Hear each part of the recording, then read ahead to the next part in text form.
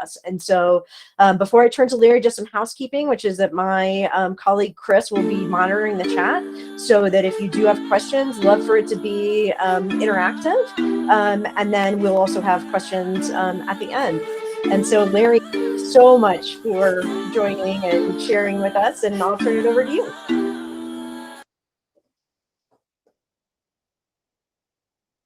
There we are. Thanks so much, Ann, and I appreciate everybody joining. Everybody can see my slides and hear me okay? Just wanted to make sure that is good thumbs up. Perfect, perfect. Yeah, so again, thank you so much for the warm welcome. I'm excited to be here. As Ann mentioned, I'm over in Ruse. I work in health and performance, global program manager, do a lot of interactions, not only in cloud, but in a few other PAs as well. And at a high level, I sit at the intersection of holistic health and business enablement to help support flourishing impact is how I like to think about it, as well as well-being and what that looks like in different contexts in different ways. And so with that, here's a little bit more about me. And the visual that you see here just gets into the whole concept of intersectionality. Because like all of you, there are many different elements to who I am. And as you look at me, you may see certain elements, but under the surface, there's so much more. And so I'll just let the words populate here. These are a few things beneath the surface that you may not easily see. And all of these elements have provided a number of experiences that contribute to my journey. And it's important that we all look at each other through a holistic lens, what's above the surface, what you can see, as well as all the things that you cannot see, because all of these elements are very important to our respective journeys. So as we all know, we're here to talk about allyship. And ironically, as I was putting together these slides, this was the word of the year. I didn't know that from a couple years ago.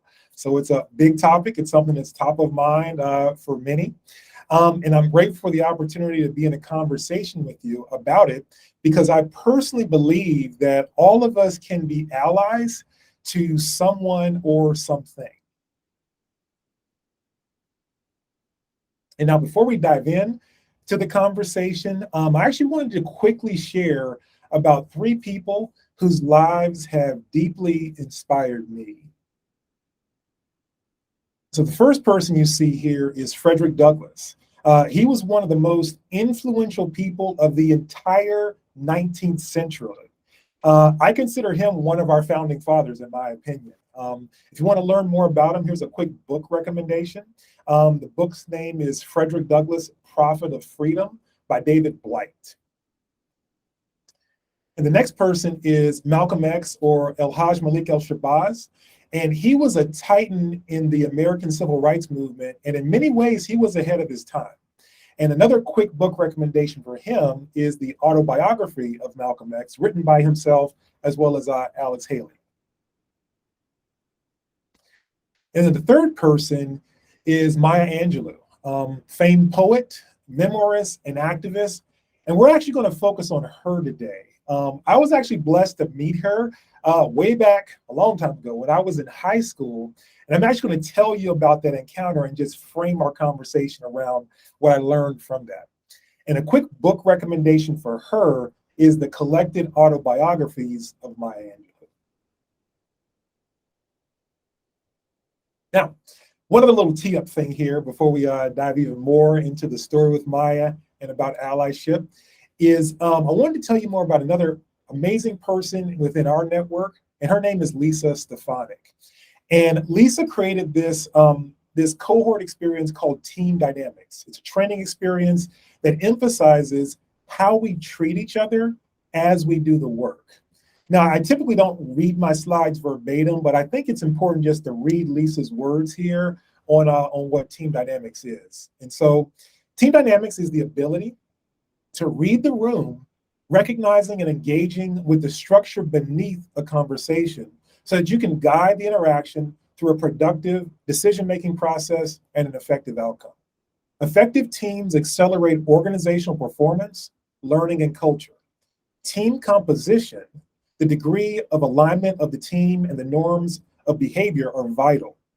Meeting processes and strong leadership are obvious enablers of effective teams. What is less obvious, though, is how the team's dynamics, the recurring habits that influence how team members interact with each other, can impact the quality of dialogue, decision-making, and trust. And so with that, I'm going to quickly go over the next 3 slides, just give you a little bit more about what team dynamics is. Then I'm going to overlay that within the story of when I met Maya Angelou. And one other thing too here, I'll share my slides at the end so that you can dive in more with it, as well as the link to connect with Lisa if you'd like to do it. And actually that little banner, Assessing in Action, is the actual link to the site to learn more information. So the first element to team dynamics is the roles that we play. And you can tell by the slide here, we have 4 different roles typically that we play. The role of move, oppose, follow, and reframe. And as you can just quickly read over the different slides, you can probably begin to identify how you might show up in some of your different interactions with people or in meetings or even on email, different things like that. Moving is kind of, pushing things forward. Opposing is, objecting, and those things are good to do. Follow is supporting. And then reframing is providing perspective or looking at things from a different perspective or a different point of view. The next element in team dynamics is the language that we use. The languages of action, the language of meaning, and the language of care. And as a quick description here, action is movement oriented. So, we need to do this by this date and done in this way, like quick bullets or things like that. The language of meaning generally points to context or background to just expand for deeper understanding for the audience. And the language of care is relationship oriented language, being in touch with how somebody is feeling as you're doing different action items or explaining the context or the meaning, but keeping a pulse on how your audience is doing with that. And then the last element in team dynamics is the systems that govern our interactions. So we have a closed system, an open system, and an emergent system. And so as you can quickly see, closed systems are more ordered processes like project plans or, a stand-up meeting, things that kind of move along in a very efficient manner. An open system is open for, literally, as the word suggests, open, inviting interactions to really help shape and form the direction that you're trying to go. And emergent, in a similar way, is more of a brainstorming type of experience or feel. All of these different systems are extremely useful. None is better than the other. They're just different ways that we can actually show up and exist in our interactions. So that's a quick description of team dynamics. And now we'll get back to my encounter with Maya Angelou. So we have Maya here. And I imagine many of you probably are familiar with this quote that she had. Learn that people will forget what you said, people will forget what you did, but people will never forget how you made them feel. And I got the chance to literally experience that from her myself. I don't remember when she said this quote versus when I actually met her, but I got a chance to experience this nonetheless. So now I wanted to just set the background for you here. Language of meaning, if you're kind of keeping up with the team dynamic stuff. So it's the fall of 1990 in my hometown, and this is Charlottesville, Virginia, by the way. This is my hometown where I'm from. That's the University of Virginia. And at this point in time, I actually didn't go to the University of Virginia. I went to the Naval Academy, but I'm a big UVA or Virginia fan because it's my hometown. I'm a high school senior at the time, and I was a member of a school club that focused on different academic achievement things to help prepare us for college and get us into different opportunities. And with that, we did a number of activities, and on occasion, we got invited to different events at the University of Virginia. And it was always fun to be around college students as a high school person because it's a chance to kind of act grown, kind of act, hang out with the big folks. And again, this is a picture of the UVA campus, and it was on a fall evening, and it looked pretty much like this this visual right here. And this is when Maya was invited to speak at UVA, and we were invited to participate. Or not participate, but to attend the event. And so I was super excited. And to top it off, we were also invited to meet Maya Angelou backstage before the event kicked off. And so that was unbelievable. A celebrity, a chance to meet and connect with her. So when I got over to UVA, I remember the campus was buzzing with excitement. I don't remember how big the theater was, but the place was packed, standing room only. Seemed like, I don't know, about 1,000 people were there. So me and my classmates, got the cue to go backstage to meet Maya. And so we go backstage, and the attendant goes to get Maya, and there she was across the room. And I was stoked. And that's when my encounter began. And so Maya turns to us once she realizes that we're there, and she is super excited to see us, almost to the point where that was the reason why she was in town, to see us, not to go speak in front of a bunch of people. That's how she made us feel. And this is before she actually talked to us. She blocked out all of the busyness of the pre-showtime activity that was happening around her, because she was about to go on stage here shortly. And she wanted to focus on us. And it was like a handful of us there to meet with her. And she connected with us for just a couple minutes apiece, one right after the other, before she went back to her prep time. And this brings me to my first point with having impact as an ally, is to be present.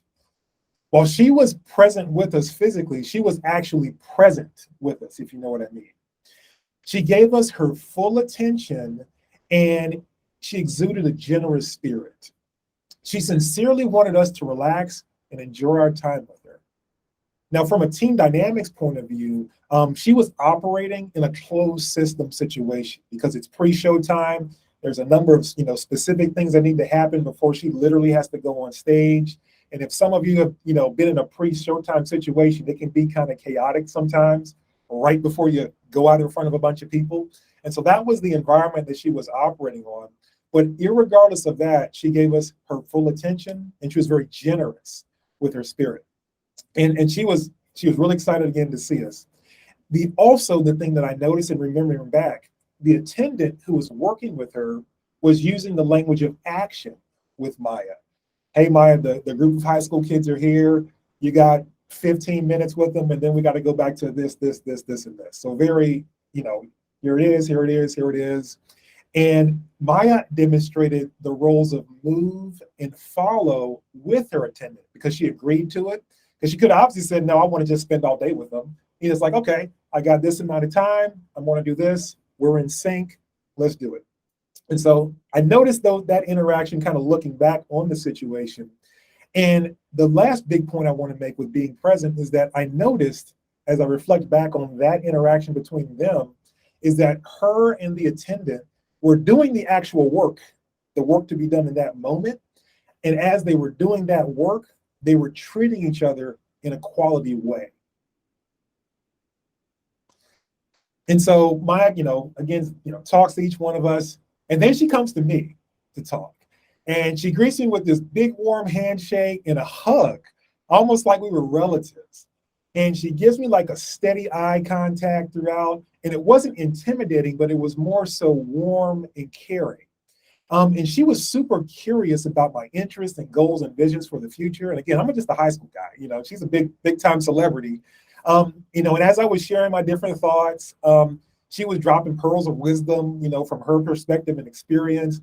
And she also wanted to hear from me, my opinion on different things. She wanted dialogue and interaction versus just a one-way thing where I'm the big celebrity and here's what I got to say to you, young man. No, it was an interactive type of thing where she recognized me as a human being and she was genuinely wanting to engage with me. And so that whole thing was just surreal, being able to just chat it up with Maya like that. And that brings me to my second point, is to be curious. Maya had a sincere interest in me. And when you're curious and sincere, you'll naturally ask the right questions. Her eye contact seemed to be looking at me through the lenses of respect and empathy. And she was willing to be generous with what she could offer in terms of her wisdom and experiences to support me on my journey at that time. And she was willing to be engaged and influenced by others. Now, from a team dynamics perspective, as I look back on it, here's what I see what was happening. Although she was operating in a closed environment, a set amount of time to connect with us, she was being emergent and open as she was talking with us, kind of like the fundamentals of just improv, being able to respond in the moment. And in order to do this, you have to be present and ready and willing to interact as things are presented to you. And she used the language of meaning and care as she was interacting with us. And now, before she moved on to the next person, as we were closing out our conversation, she said the funniest thing to me. She looked at me in my eyes and she said, you're a handsome young man. And that blew my mind. I was like, oh my goodness, Maya Angelou called me handsome. Oh my goodness. Because again, I'm a little teenager and there's a big celebrity. And I was like, wow. So never forget how people made you feel. It's definitely, that happened to me. And then she moved on to the next person. And as she made these different connections with each of us, again, she was deeply curious about us as people. And again, she shared our thoughts and wanted our thoughts. And she also did this. She made connections from what one of my classmates said to what the other person said. So she held different pieces of the conversations that she had to make connections and add even more wisdom with that. She remembered our names. And again, this is all happening, and she's about to go on stage and talk to a bunch of people in a few minutes or in however many, in a short while. So, we wrap up our conversation as a group.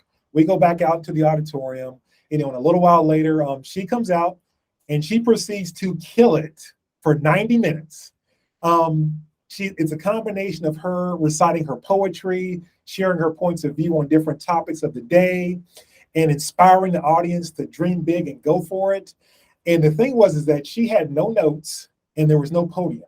It was just her and the stage. And she worked that stage in a magical and theatrical fashion. And she just took us all on a journey at that time. And I remember just looking and thinking, like, wow, that's a professional right there. And the audience hung on her everywhere, on her every word. And they cheered with love and showed her thoughts. As she was going into something, somebody in the audience would yell out this famous poem that she wrote. And she would stop as she was doing what she was sharing, and she just would ask the crowd, you guys want me to recite that poem? And like everybody would cheer. And then she would recite the poem in a very dramatic fashion as people were, cheering and just hanging on her every word. And then she would go back to the point that she was making before. That's some serious talent for sure. But it leads me to my next point, is to be intentional. Maya had a plan and a focus. She involved others, and she was agile and flexible as she executed her plan. And she was willing to pivot and change as she engaged the audience. Now, from a team dynamics perspective, as I look back on that, what I remember with that, she was using an emergent flow within a closed system. And, she had a set amount of time to speak and a set number of topics that she wanted to cover. But she skillfully used all those roles, the languages, and the systems in her delivery and engaged the audience as she did it. Now, some of you might be wondering, did she call anybody else handsome or beautiful? Nope, I was the only one. Now, to sum it up, this is my last slide here. In order to have impact as an ally, or even, I'll just expand it, just have it as a human being, be present, be curious, and be intentional. And you want to do that, kind of wrap this in a bow here, while being sincere, empathetic, respectful, and generous. Now, I referenced team dynamics as I was talking. That's a practical way, a training experience to literally practice the skills of that in an intentional way. And I can actually help you be a better ally, better parent, better spouse, better brother, sister, whatever the different intersectionalities that you have in your life, it can help to enhance those touch points and interactions. Now, the last thought I'll have here before we do questions or conversation here is you notice I didn't speak a lot about the specifics of the actual conversation that Maya and I had, outside of me being handsome. I took that part away as a teenager. But like the interactions and all that, they were very valuable to me at the time. But going back to her quote, how she made me feel. And again, this is 1990. I'm dating myself how old I am, but this is 1990, and the effect of how she made me feel is like that long tail of impact. And I just share that to say, you know, her quote is true for sure, but we can have that same level of impact as we interact with others, as allies, colleagues, coworkers, friends, etc. And so with that, I appreciate you letting me take some of your time to tell you about the time when I met Maya Angelou.